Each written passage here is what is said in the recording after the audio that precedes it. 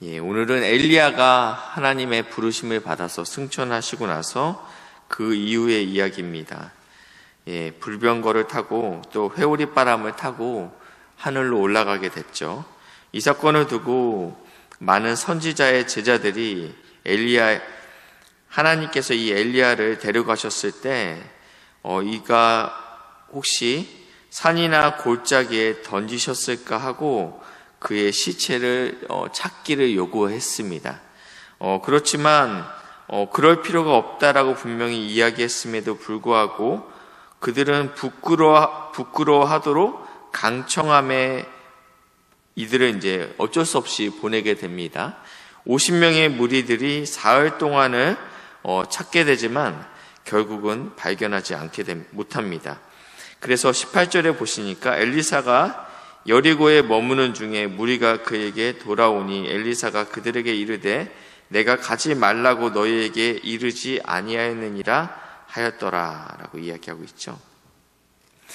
이 무리들은 왜 그 자신이 따랐던 엘리야의 시신을 그토록 찾고자 했을까요? 여호수아가 아니네요. 신명기 34장 6절 말씀인데요.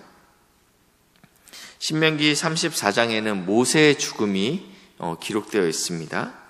모세가 어디서 죽었는지 6절에 나와 있는데요. 벳부올 맞은편 모압 땅에 있는 골짜기에 장사되었고 오늘까지 그의 묻힌 곳을 아는 자가 없느니라 라고 표현되고 있습니다. 예수님께서 변화산에서 두 명의 사람을 만나게 됩니다. 한 분은 모세이고 한 분은 오늘 승천한 엘리야를 만나게 되죠. 이 구약의 이 두 사람은 가장 대표되는 중요한 인물들입니다. 그런데 오늘 모세도 그렇고 엘리야도 그렇고 그의 무덤을 저희가 알 방법은 없습니다. 성지 순례를 가면 우리가 알고 있는 중요한 사건마다 거기에 기념하는 교회들이 있습니다. 오병이어 교회도 있고요. 예수님께서 베드로를 불렀을 때 네가 나를 사랑하느냐 말씀하셨던 그 교회도 있고, 특별히 예수님에 관련된 교회들은 굉장히 많겠죠. 예수님 탄생교회도 있고 예수님 무덤교회도 있고요. 마찬가지로 이 모세와 엘리야를 기념하는 교회도 있습니다. 그렇지만 이들의 무덤을 기념하는 교회는 존재하지 않습니다.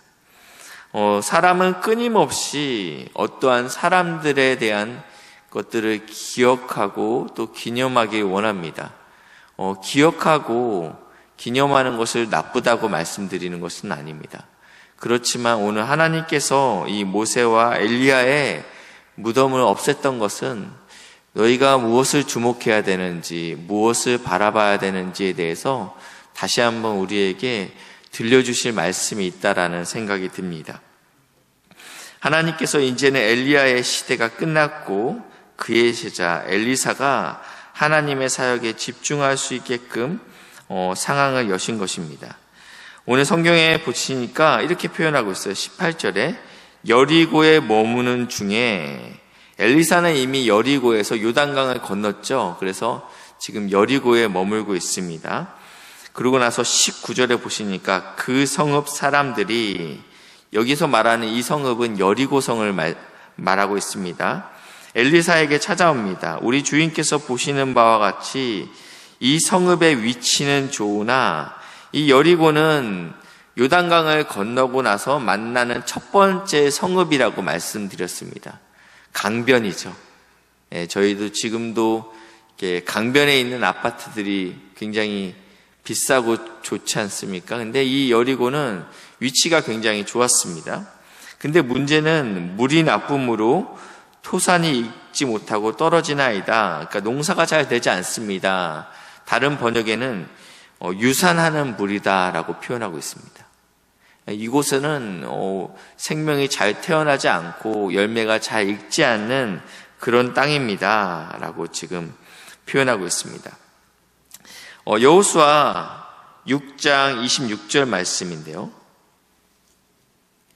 여호수아 6장 26절 말씀에 이스라엘 백성이 가나안을 점령하면서 첫 번째 만난 성읍이 여리고성이라고 말씀드렸습니다. 여리고성을 점령하면서 이 여호수아가 이러한 저주를 여리고성에게 내립니다. 26절인데요. 여호수아가 그때 맹세하게 하여 이르되 누구든지 일어나서 이 여리고성을 건축하는 자는 여호와 앞에서 저주를 받을 것이다. 어떠한 저주냐면요, 그 기초를 쌓을 때 그의 맏아들을 잃을 것이요, 그의 문을 세울 때 그의 막내 아들을 잃으리라 하였더라. 그러니까 기초를 다지면서 그의 첫째 아들을 잃는데, 그리고 마지막 인테리어가 끝날 때는 막내 아들을 잃게 될 것이다. 그러면 이 소리는 무엇이냐면, 기초를 쌓는 순간부터 점차적으로 첫째, 둘째, 셋째, 넷째, 그리고 이제 막내까지 이러한 어려움들이 찾아올 것이다. 그러니까 여리고는 재건축하면 안 된다. 이 얘기를 지금 하고 있습니다. 그리고 나서 저희가 오늘 읽었던 성경 말씀 전에 저희는 이제 아합 시대라고 말씀을 드리는데, 이 당시에 이 엘리사가 활동하던 시대는 아합이 죽고 나서 얼마 되지 않았던 시대입니다.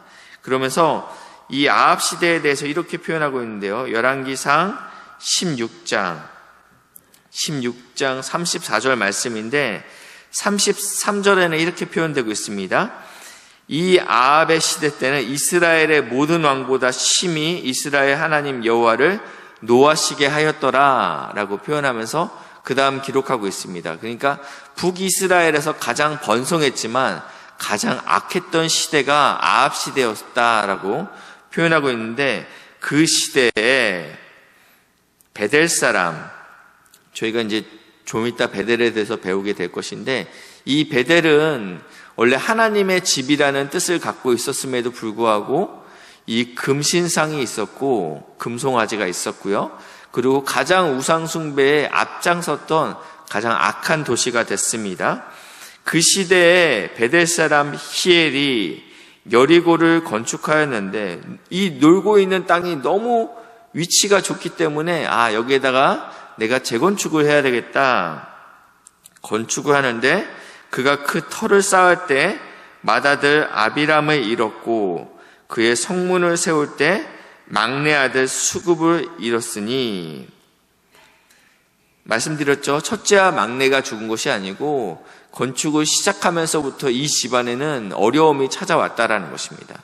첫째가 죽었을 때 돌이켜 이 문제를 하나님께서 이 땅을 저주했지, 그래서 여태까지 수많은 사람들이 이 땅이 좋았다라는 것을 분명히 알고 있었어요. 그렇지만 이 저주가 두렵기 때문에 아무도 시도하지 않았지만, 그 시대의 시대 정신이 자녀보다 생명보다 돈이 중요했던 시대라는 것입니다. 그러니까 얼마나 악한 시대인지 저희가 알 수 있습니다. 지금 그 여리고에 사람들이 들어와 살고 있는 것입니다. 그런데 너무 위치가 좋아요. 교통도 좋고요. 근데 토산이 익지 못하고 생명이 연결지 못하고 그런 땅이 돼버렸다라는 것입니다. 그래서 이제 엘리사에게 이야기하는 것이죠.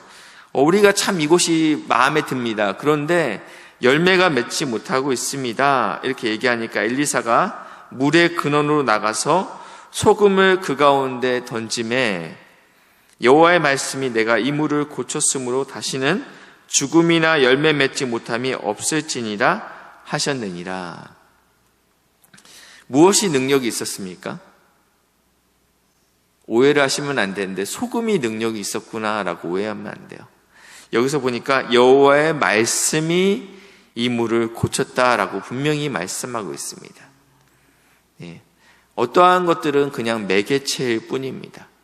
그렇지만 진짜 능력은 결국은 하나님의 말씀이라는 것입니다.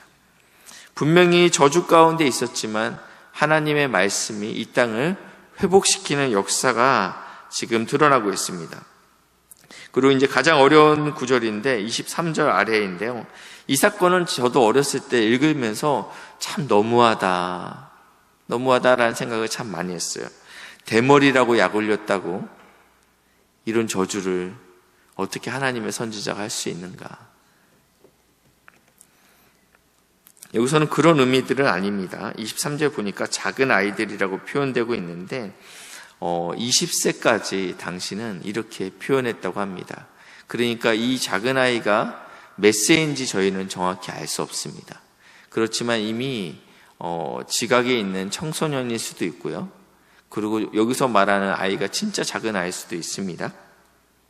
이 작은 아이들이 성읍에서 이 베델은 가장 음란했고 그리고 시대 정신이 어땠다고요? 생명보다는 돈이 중요했던 아주 그런 시대 정신을 갖고 있는 이 베델 사람들, 이 금송아지를 섬기는 이 영적으로 가장 하나님과 대척점에 서 있는 이 도시에서 아이들이 찾아와서 지금 저주하고 있습니다. 아마 엘리사가 머리가 없었던 것 같습니다. 그렇기 때문에 대머리라고 부르는데 무슨 소리냐면 당신의 그 스승인 엘리야가 죽음을 보지 않고 올라갔다며 너도 올라가 봐. 무슨 말씀인지 아시겠죠? 나는 그걸 믿지 못하겠다라는 거야. 그러면 너도 한번 올라가 봐. 지금 이것은 신체적인 어떠한 특징을 가지고 조롱하는 것이 아니고 그 하나님의 진리의 말씀을 대적하는 사건입니다. 그렇기 때문에 우리는 반드시 진리의 말씀을 대적하는 자리에는 우리가 있어서는 안 된다라는 것입니다. 우리가 이 문제에 대해서 윤리적으로 아니면 정서적으로 다 공감할 수 없지만 분명한 것은 거짓의 앞에 서 있을 때는 하나님께서 그 문제에 대해서 용서치 않으신다라고 말씀하고 있습니다. 하나님께서 이 엘리사를 통하여서 하나님의 놀라운 일들을 이제부터 뒤에 나와 있는 구절에서 계속적으로 증거하고 있습니다.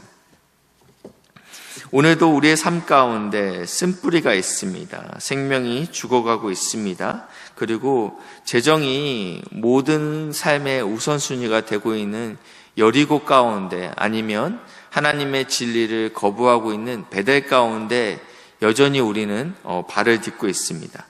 그때 오직 여호와의 말씀만이 이 땅을 회복시키고 그리고 생명을 잉태하는 능력이 있는 줄 믿으시고 하나님 이 땅 가운데 정말 생수의 근원 대신 예수님이 드러날 수 있도록 기도해 주시면 감사하겠습니다.